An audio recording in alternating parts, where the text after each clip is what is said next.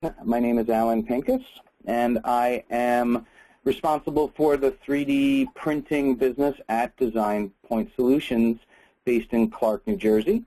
And we have offices in Philadelphia, Lancaster, and outside Baltimore, Maryland.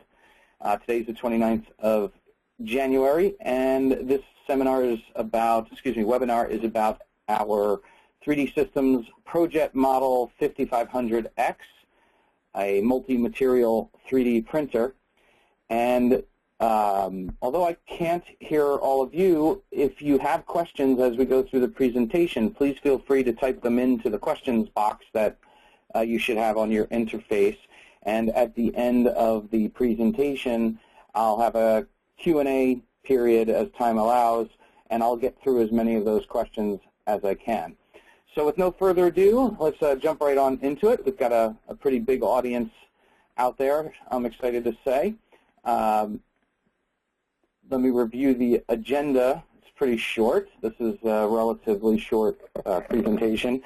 First, of course, what I will do is introduce the notion of Multijet Technology.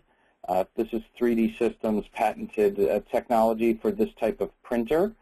So there may be a number of people on the webinar not familiar with how we create 3D models using Multijet. So I wanted to do a cursory top-level explanation about that. Then I'll step right into how we do our digital mixing of materials. The 5500X takes our Multijet technology and incorporates multiple materials into the models. As I just said, again, the 5500X is a multi-material version of our Multijet series equipment. Then we'll talk about, very briefly, some applications where the 5500 has served very well in the industry. And at the end, we'll have a Q&A. And I've got a couple nice short videos throughout the presentation that should be really helpful for people to visualize what we're kind of trying to do here. So let's talk about Multijet Technology. I need to move something on my screen. Excuse me one second while I adjust my screen here. And the way it works is Multijet Technology utilizes a liquid resin, and those resins are UV curable. So they'll change from a liquid to a solid when exposed to the correct wavelength UV light of a certain intensity. The UV resin is placed in the build chamber layer by layer in what I'm referring to as micro droplets. Basically, you can't tell that they're droplets unless you're looking at them under a microscope. They kind of look like tiny little Hershey's Kisses that are placed down and then planarized to make a very smooth, final, finished surface. So they're deposited layer by layer when building the model. In addition to the micro droplets of the resin, in the print head there's also a second droplet of material placed simultaneously, referred to in the industry as a support material. The support material is placed around all of the resin droplets in order to maintain the geometry, because, as I mentioned earlier, it starts as a liquid and then is phase shifted into a solid. So prior to that exposure to the UV cure light, the UV resins could run all over the place if it weren't for the support material. The support material in our design is a wax-based material that quickly hardens from a liquid to a solid so rapidly that it basically acts as a support around the resin to hold it in place. Once the resin's cured, however, that support material basically has served its purpose, and after it's printed, you melt away the support, and what you're left with is the finished model. And like I said, the resin's exposed to UV light between layers. This causes it to shift from a liquid to a solid, and you start completing your model layer by layer by layer. Until the 5500 machine was released last year at the beginning of 2014, the final model was a single homogeneous resin, all one plastic. But that's changed with the advent of the 5500. continue with the Multijet technology, I have this graphic for those not familiar with it. The way it works is that the printer would lay, this is looking vertically at a buildup of layers. So that first, those 7 drops, round circles in yellow, represent individual droplets of the support material on the first layer. This is an oversimplified view of the world. It's usually dozens of layers are created first, but in this case we'll call that 1 layer. And as my call-out indicates, this represents the support material. So the first thing the printer does is it puts a layer of support material down in the form of droplets. It's a wax-based material. It turns from liquid to solid almost instantaneously, so you basically have this layer of wax. The printer then smooths this layer to make it uniform, and then a second layer is placed. Now, in this case, the white represents the resin, and the yellow continues to represent the support material. So most of the time there will be some support material at both ends, and then you have the resin in the middle. There may be, and consider there are thousands and thousands of droplets each layer, so this is just a small representation, cross-section representation, but you could have support in the middle, in between the white droplets.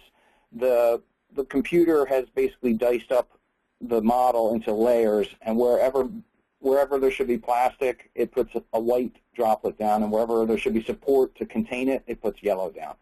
And this process, and there's a call-out showing that we're looking at the single layer of resin, and this process continues layer upon layer. So there's the 3rd and 4th layers, the 5th layer, until the computer says, okay, we've reached the top of this build. And in this case, this build was 7 layers tall. In the reality, if you have something that's an inch or 2 tall, it's thousands of layers. And each of these layers is around 16 to 30 microns in thickness.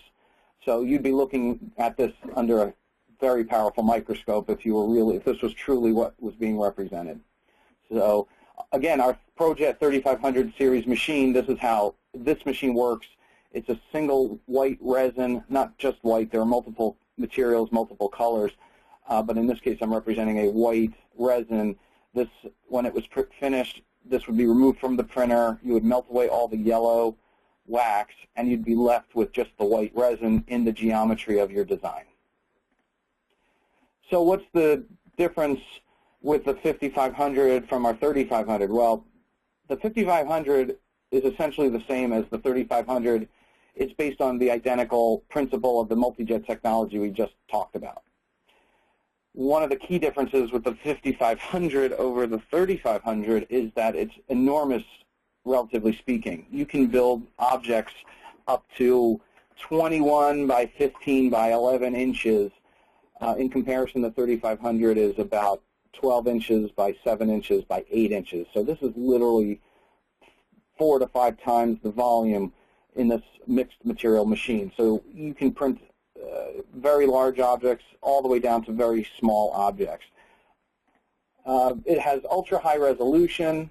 As I mentioned previously, the layer thickness it has 2 modes. It has a ultra-high resolution mode and what we call our high-definition mode. Our high-def mode is 32 microns, and our ultra-resolution is 29 microns. And basically, 29 microns, as it says here, is about 1/1000th of an inch thick. So if you want to build up a 1-inch tall object, the machine's literally placing down 1,000 layers. And the ultra-high resolution in the X and Y direction, the 890 there is converted to dots per inch. That's the Z direction, the layer thickness.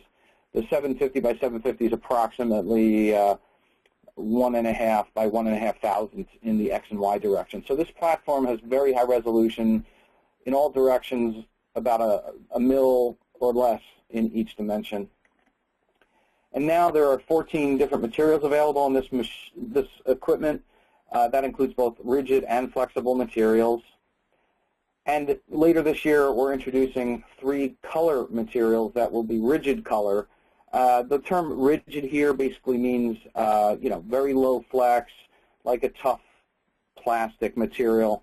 When we say rigid, that's what we're referring to is like picture your computer mouse, the plastic associated with the computer mouse. That's what we mean by rigid.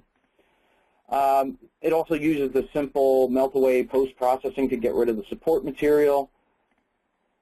And this machine for now can digitally mix two different plastics in the same build. So you can take a flexible and a rigid and mix them together. You could take a color and a white and mix them together and create different shades of color. You can mix, since the flexible material is black, if you mix the black with the white in different ratios, you can create not only different durometer materials, but you can create different shades of gray as well. I think it's 50 shades of gray you can create. That's a bad pun, so I don't know if any of you are laughing out there, but you get the joke. At least I hope you get the joke. It has a very user-friendly interface, and what it allows you to do is you can have an object in the software world, in the virtual world. It will show up on the screen, and you can select regions that you want different, the different materials, either all material A, all material B, or some combination thereof, and it makes it very easy to select regions on your object. So you don't have to do that ahead of time and break it down. You can do that right before you print. You can select all your regions. So here's that image I had of that cross-section of a build in the homogeneous single resin build of the 3500, or even in the 5500. Nothing stops you from building a single resin in the 5500, of course, but you have the flexibility of mixing materials. This material that I'm showing here, if it were solid, all white, the rigid white material, it would have a Shore-D durometer of about 80, which is typical of most tough, durable plastics, so a Shore-D of 80. If this was our flexible black material, all 100%, it would have a Shore-A of 25, which is like softer than eraser rubber. Shore-D, for those who don't know, Shore-D is a standard measurement protocol used generally for hard plastic materials, whereas Shore-A is a methodology to measure flexible rubbery type materials. So there is an overlap in the regions. I don't have that information at my fingertips, but that's why we use Shore-D for the rigid, and we refer to Shore-A for the flexible. So how does the 5500 machine work with this? So again, this image here represents a single full one type of resin. It might be the white, it might be the black, it may be another one. Over here, what we do is the print head has the ability to change between two materials. So it actually has, if you think about it, it has 3 print heads built into it, and each print head has hundreds of nozzles. So one set of the nozzles is printing the support material, because you still need that. A second set of nozzles is being used to print the first material, here shown in the white, the first resin. And then the third set of nozzles is being used to intermix the second resin. Now what I've shown here is our rigid white and our flexible black. And up here I show, that this would create a stiff, quote unquote, a stiff plastic that actually is more flexible than if it was a full resin. The reason being is we've introduced flexible particles into the otherwise rigid plastic, and therefore we show a Shore-A rating of about 90. This is not the Shore-D. A Shore-A of 90 would say this is on the flexible curve, but a very, very stiff, but still somewhat flexible plastic resin.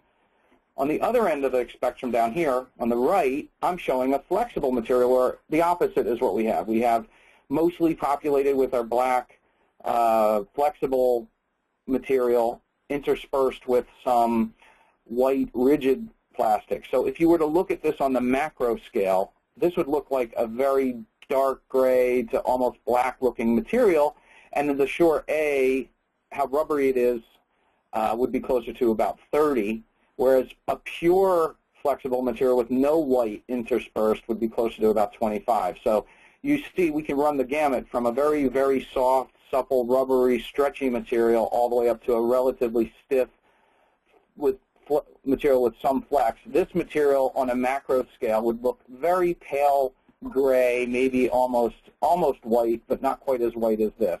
So again, these are not exact representations. These are just models to give you an idea of the difference. So we can span the array. Now, you could also, these black particles, they don't have to be the flexible material. Maybe it's the red or the blue or the cyan, magenta colored resins. And so if you had some red in here with the white, this would look very pale,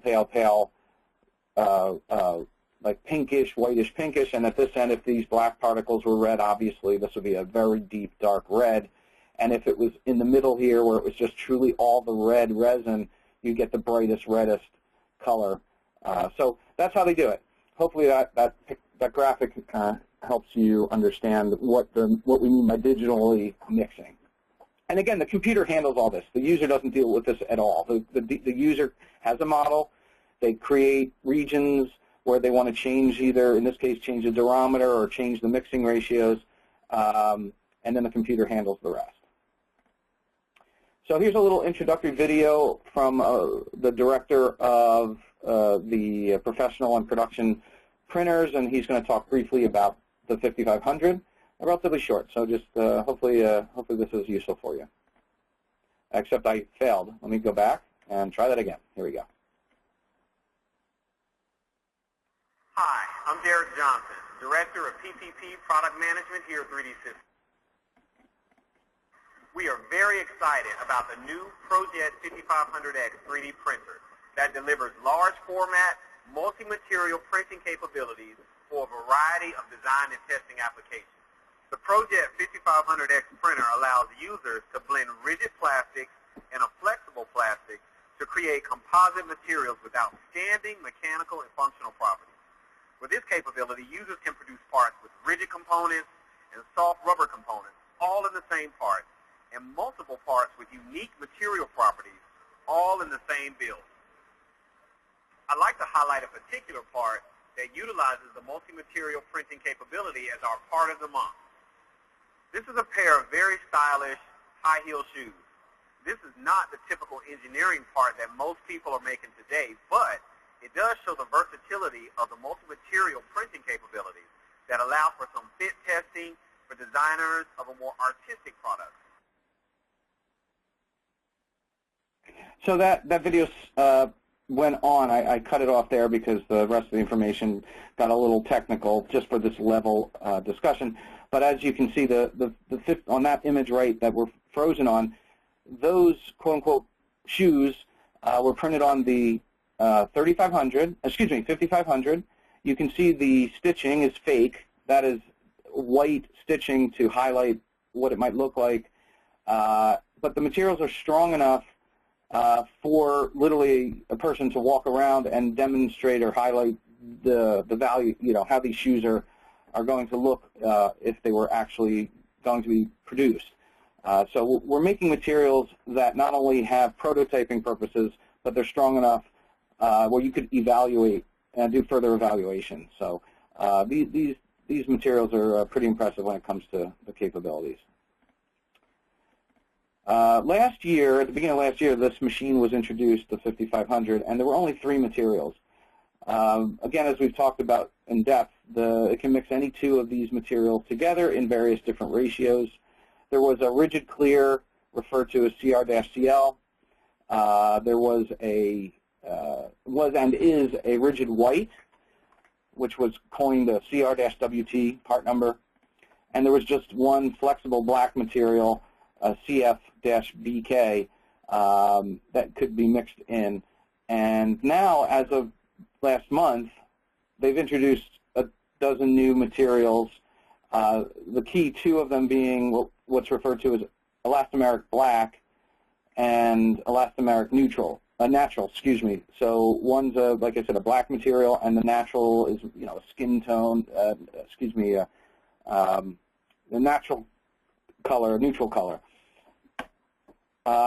These materials are incredibly highly functional, durable, and have very high tear resistance. And they have sure A values down to 30, so they're very flexible and can be stretched up to about 700%. And to illustrate that, there's a very quick video of one of the 3D systems engineers actually stretching a rubber gasket.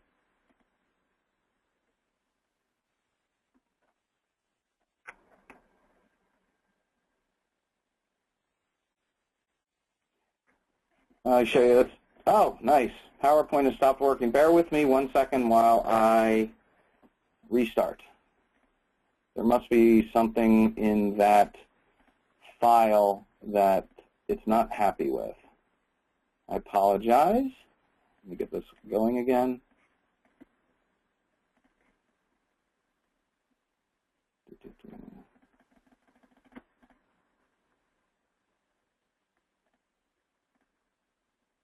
Okay. Oh, that's not where I want to be. I apologize. Just get back to where I was. Excuse me, I don't know what happened there.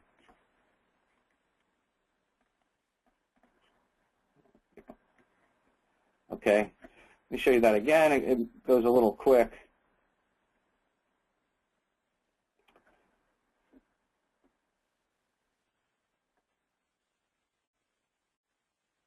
So let me see if I can bring that back here. This is what happens with live webinars. Okay. So there you can see the extension of that material. It will snap back. I wish they had shown this as a full video of the person stretching it out and relaxing it and stretching out, relaxing it. It can be used over and over and over again. This is a prototyping material. I wouldn't, if you were making a belt for a piece of machinery, this is not something you'd want to use in production, to be quite honest. But if you're prototyping and trying to make sure that the belt goes around the pulleys correctly, this is more than adequate. It will work very well. It'll run around the pulleys. It depends on how much stress you put it under, but this is giving you an idea of the kinds of materials that the whole 3D printing industry is moving towards. And 3D Systems is definitely leading the charge when it comes to these kinds of materials. So there's a few real-world applications that the 5500 is getting involved in. Again, this is a relatively new platform for 3D Systems. So as the technology ages and becomes it gets in the hands of more and more people, we'll have more applications. But there are applications where companies are taking and making optical implants and optical surgical tools are under development because they need tools that can have both rigid and flexible regions, and it's turning out it's far easier to prototype with the 5500 to get those balance of flexible and rigid components meshed together properly. Solar roofing systems are being developed where they're integrating solar cells with flexible materials, and then they're being placed literally on rooftops in order to prove them in and make sure they're working. So the materials are durable to withstand direct sunlight for extended periods of time, as well as incorporate the solar cells and other things like that. And there's been a lot of talk recently, I don't know if you're hearing about it, that the 5500 has been used recently to create prosthetic limbs for animals. And in fact, my closing video is this amazing use of the 5500 specifically for an animal, a dog, in this case, I think a husky.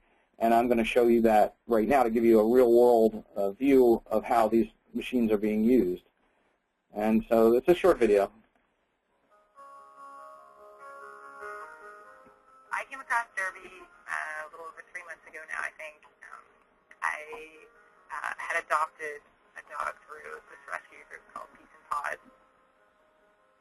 He was born with deformed front legs. And I kept looking at his photo and hearing the story, and I cried literally every time. Finally, I messaged her, and I was like, okay, I'll do it. Foster, I'll take care of him. I had to try, and I had to try and help this dog. We decided to get him a cart, which worked quite well, but they limit his mobility in terms of being able to play with other dogs, not really the full motion of running. To develop this project, we're using a variety of 3D technologies, and that allows us to get in there and really modify the organic digital models quickly and easily, and start to do the sort of designs that Derek wants us to do. The great thing about using 3D technology in Derby's case is having these images on file on a computer and being able to print them is a lot quicker than having to hand sculpt every single mold and rebuild these braces 5, 10 times. With prosthetics in general, a lot of the designs are going to this running man sort of look. And I was concerned with doing a running man that he would end up digging them into the dirt. And so that's really where I came up with the loop idea. Hey, Derb, you got your new leg. We started them off very low, and so that it wouldn't be too drastic, we have a line called the ProJet 5500, which enables us to run dual materials. That has really been key with designing his prosthetics. I got it. I don't become impressed very quickly, but when I saw him sprinting like that, it was amazing. I couldn't believe it. The first time he was put on them and he took off running, he was just so happy. I was absolutely amazed at how well he did. He runs with Sherry and myself every day at least 2 to 3 miles. He runs faster than both of us. He never really tires out. He's just so happy to do that. This is what 3D.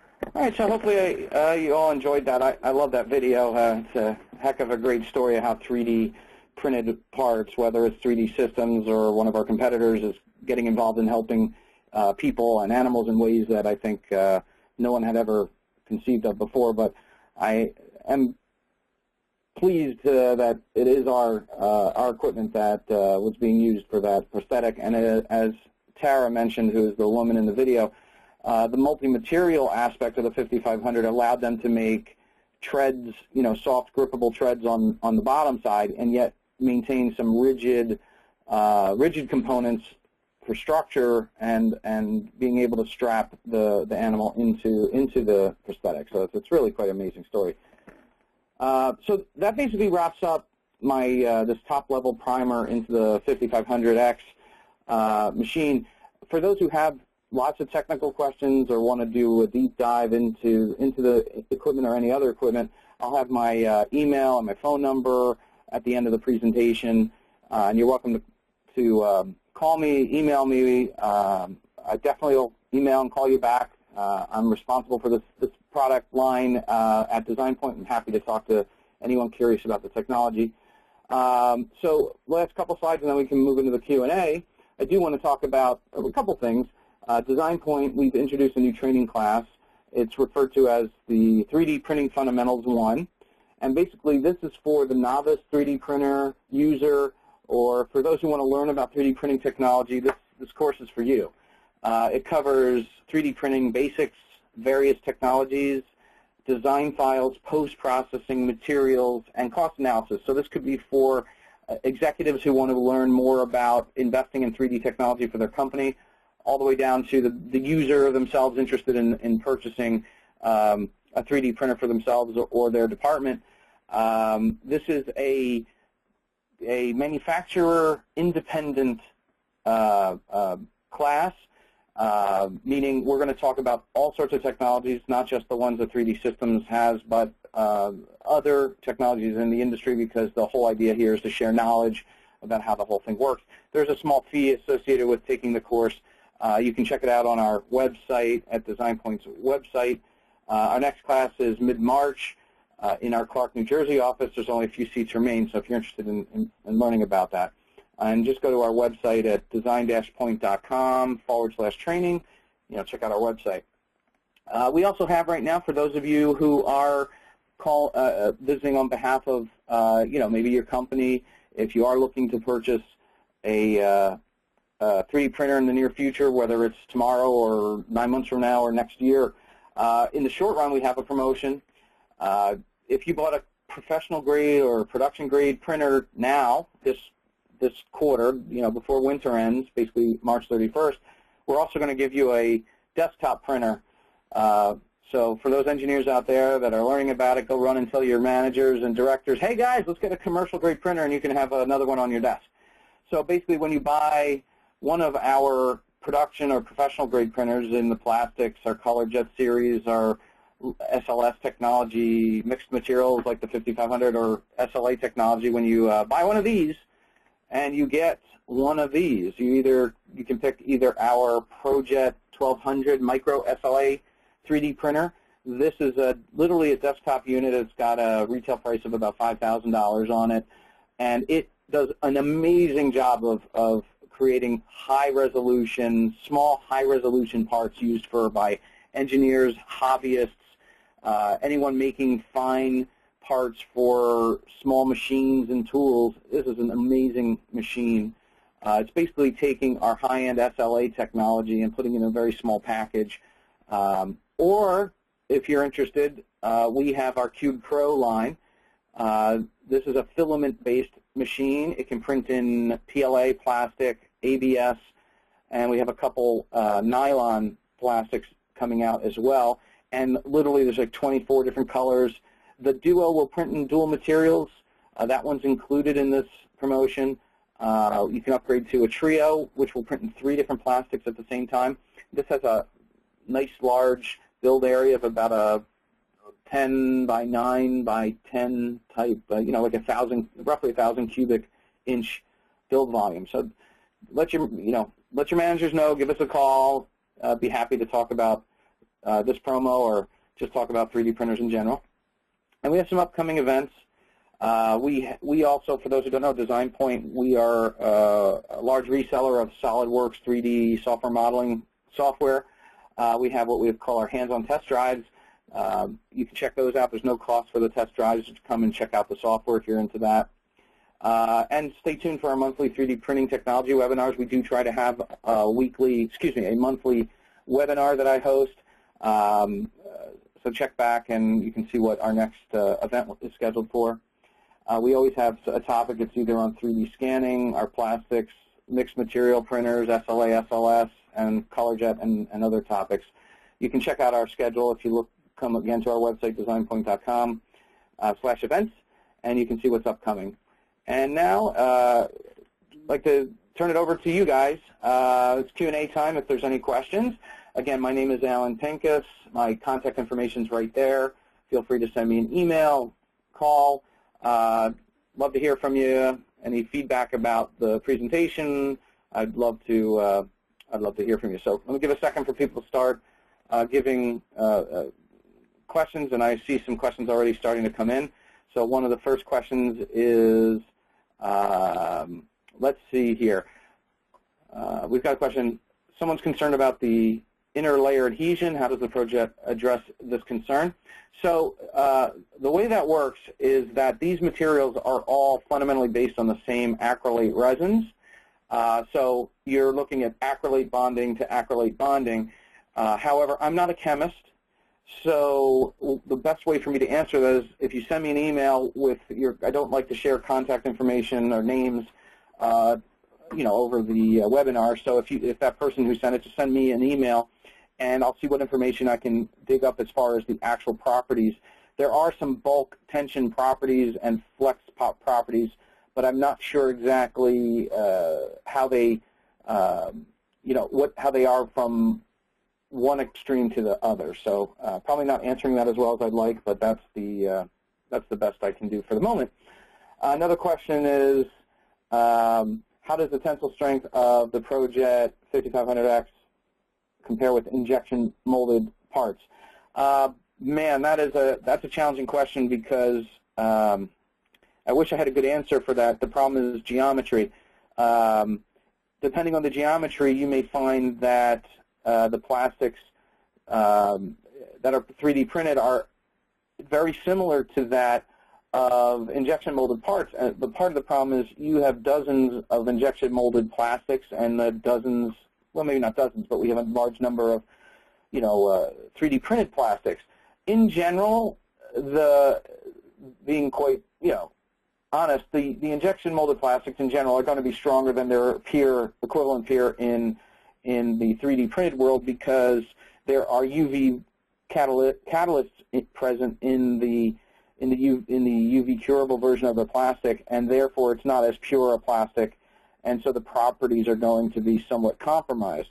So, but it depends on what you're comparing. You may have a weaker injection molded plastic compared to a stronger UV curable plastic, in which case the stronger UV cure plastic may outperform that of the weaker injection mold plastic. It's really hard to give just one answer. So let's see if there's anything else. Those were the two questions I had. If I don't see any more coming in.